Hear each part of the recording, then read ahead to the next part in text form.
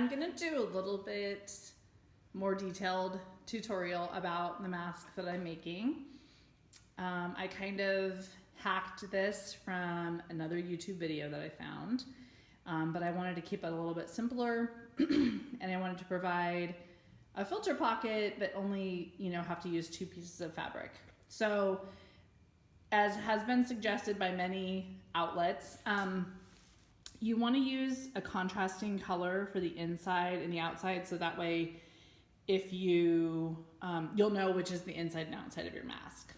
So my dimensions are, for an adult size, 10¼ inches wide, so wide by 9 inches tall. And then the inside piece of fabric is 8 inches square. I'm using muslin. I already pre-washed it and everything and ironed it. You can use any other kind of 100% cotton fabric. Just in the last couple days, there was information about a study where they found that 2 layers of high quality quilting fabric provided really good filtration. So again, you just want to pre-wash and dry your fabric. That way, if you wash and dry your mask, it doesn't shrink. And so I have also serged these edges, but you do not have to serge it. You could just do a zigzag on your machine. This is also serged. So just do a zigzag along here if you don't have a serger. And then we're gonna go over to the ironing board and I'll show you how much to iron your edges over before you start. Okay, so over at your ironing board, we have the long edge of the main fabric. We're gonna iron that over about 1 inch. I'm not even measuring, but you can measure if you want. It's about 1 inch. You just wanna have a nice crisp line. That's a little much on that end.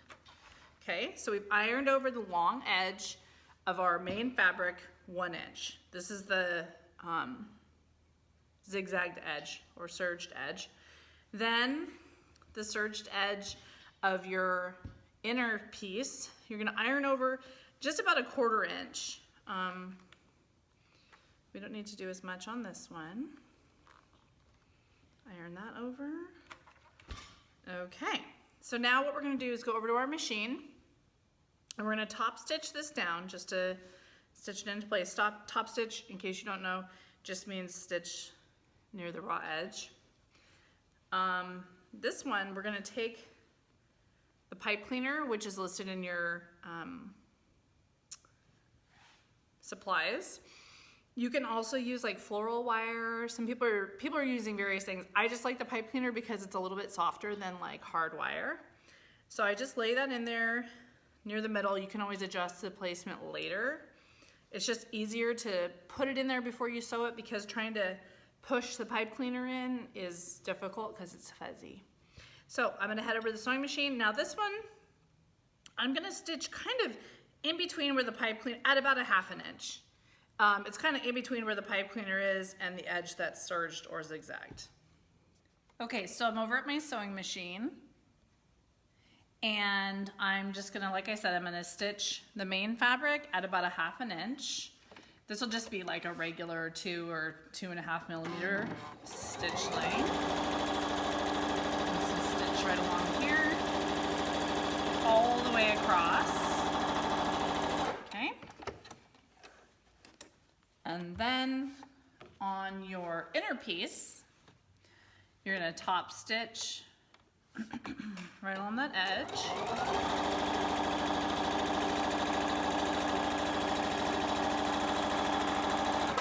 Okay, now what you're gonna do is you're gonna take your main piece, you're going to have it right side up. You're gonna take your inner piece of fabric and you're gonna put it right side down, so right sides together. And we're gonna put it in the middle. You can measure if you feel more comfortable, or you could just eyeball it so you have an even amount of space on both sides. It's about 1 1/8 inches, and that's kind of your self-binding. And then we're gonna be stitching right along this edge. You can pin if you need to. I don't usually pin an area that short, but this will also be about a 1/2 inch seam. So we're gonna do that, about 1/2 inch, all the way across. I just do it all the way across because usually I'm doing a bunch of these at once and I just chain piece it. Stitch right along that edge.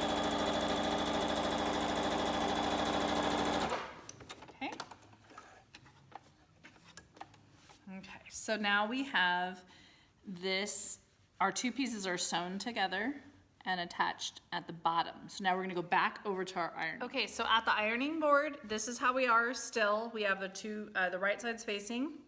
We're gonna fold this one out, the inner one out, and iron that flat. Okay, now you're gonna flip it over.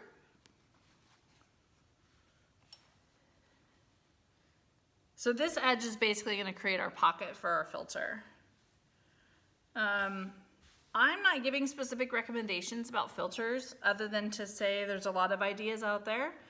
Some people found a certain kind of shop towel that works really well or supposedly works well. Some people are using another kind of non-woven layer. You could use a piece of flannel.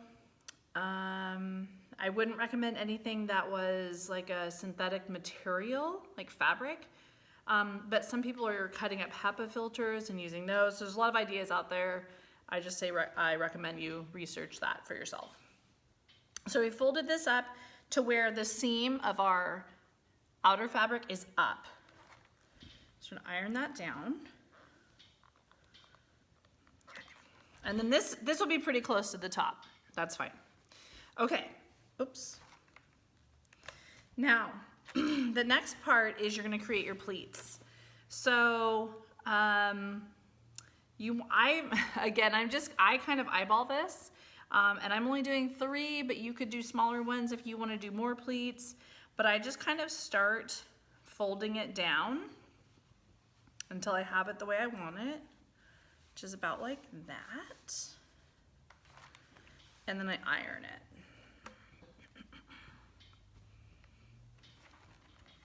And I like to iron both sides. So that one's a little bit small, the middle one, but I'm just gonna stretch it out. Because that's gonna stretch out when you put it on your face, so don't worry about that. That's gonna look small. Okay, so then here's the trick with the built-in binding on here. You're gonna basically fold it over. I do not fold it all the way to the edge of the inner fabric because then it's hard to fold it over. I do it a little bit less, about like this, to where there's a little bit of room there. And here's a time-saving trick that I found. Because if you're not doing a lot, then it doesn't matter. You can weave the elastic or the stretchy ties through afterwards. I'm doing a lot of these masks, so what I found is if you take whatever thing, elastic or whatever, that you're using for your tie, and you put it in there first, and I put it kind of down near this edge. Then I fold this over so that it's kind of away from the edge I'm gonna seam, and I iron it down. Then I don't have to weave it through afterwards because that takes extra time. Okay, so something that's super helpful to have for these, but if you don't have them, you can just hold it down and take it to your sewing machine. But if you have these Wonder Clips, they work great because you just clip it around there and it keeps it in place while you do the other one. You could pin it, I guess, but it's a lot of layers, so that might be a little bit cumbersome. Okay, so I'm just trimming some of my strings here because they're a little much. So I'm gonna do the other side. Okay, so really quick, I'm gonna pause on that to talk about different options for putting it on your face. So something that I saw that I really love and I think is really comfortable is the idea of using knit fabric cut into strips that are about 1 inch wide to make ties that will basically tie around the back of your head and then kind of around your neck. And the cool thing is when you pull it tight, it kind of rolls up and makes a really nice soft, stretchy tie. So same idea. We're gonna iron this over a little bit to start. And then I actually iron it first and then I stick the stretchy tie in. Ooh, this is where you kind of have to move the pipe cleaner a little bit in the way. So I'm gonna iron this over so I know my spacing. Iron that down. Then I take my little stretchy tie and go like that. Now I like to kind of pull it over to the side as much as I can. That way, because what I'm gonna do is top stitch the binding down, and I don't want to run over the stretchy tie because I want this to stay free to move and adjust in my little casing here.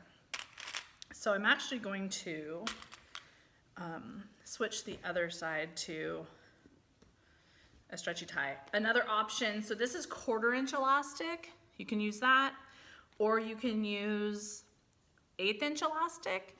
I have heard from healthcare people that non-latex is best, so that's why I think the stretchy ties are a great idea for healthcare settings instead of elastic, but you can do whatever people are requesting from you. That's basically what I've been doing. So I'm gonna pull that tight, put that in there, and clip it down. Again, if you don't have these clips, just kind of hold this in place while you take it over to your machine. Okay, so now we're going to be top stitching pretty close to this edge. That way it holds our casing in place and gives it room for the ties to slide if they need to.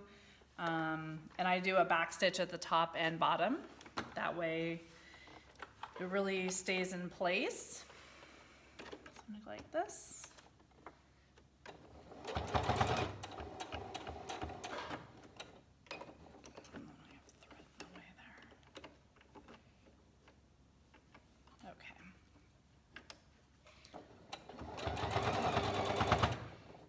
Watch your fingers.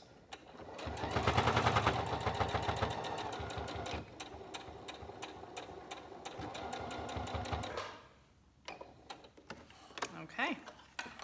So see, you can kind of see how close to the top or to the edge I stitched, but I can still move the fabric because I didn't stitch the fabric down. That's why it's a good idea to pull it tight first so that it's really sort of rolled up and narrow and it doesn't get in the way of your casing. So I'm going to repeat that for the other side. So you can see this is a pretty quick thing to make, depending on how many you're making. I definitely recommend if you're making a lot to sort of do it assembly line style and, you know, cut everything out, zigzag everything, put your pieces together, and then, you know, just kind of keep going in assembly line fashion. Okay. Out and I'll clip my strings, and that is pretty much it. So see, then this one would tie around the back. And see, they're super stretchy, so they look short, but they're actually really stretchy. And then this has the pipe cleaner, so it'll mold to the shape of their nose, and then this folds out. And you also have the pocket to put any kind of filter that you want into. So that's it.